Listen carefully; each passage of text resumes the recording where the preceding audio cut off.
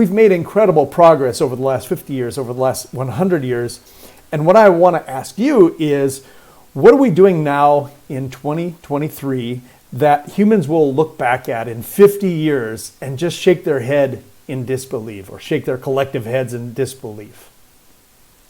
Oh yeah, well, of course there are a lot of things that are in that domain, starting with fossil fuels, which we're using 78% now, which clearly we don't have to, but we're doing it because the money is there. Yeah?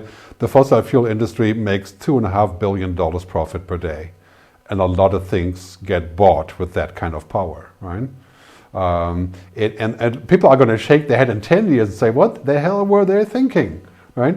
It's like, we have all these options. We just keep going back to the same old, same old, because that's how things are, So that's one thing. The other thing is, I think, in terms of technological progress, is to think about how work will be structured in the future. People will laugh about what we're doing today, regular work hours, 8 to 10 hours a day, going to a location, all of that will be basically, work will be a calling and something that you do as a professional thing.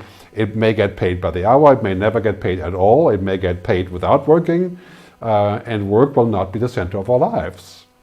Again, Star Trek, right? This is the whole, in Star Trek, the only positive science fiction film in a long time. You see how that shakes out. People are working, you don't know how they get paid, but money isn't involved. Nobody talks about money. Right? And I think if we can go to a world where everybody's taken care of and we all get what we need, and then we can add something on top, and there'll still be differences and richness and stuff, right? But not in the same sort of proportional, hunting for money kind of way. I think people will laugh about that in 20 years, when work becomes something that we do because it's our calling, and you may get paid billions for solving something very large like fusion energy.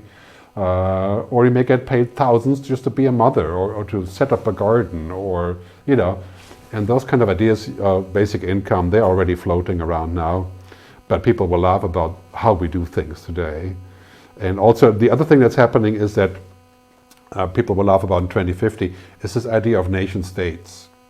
We're all going to have our own culture, that we're going to maintain our language, our food, our regionality. Of course, this is part of being human, right?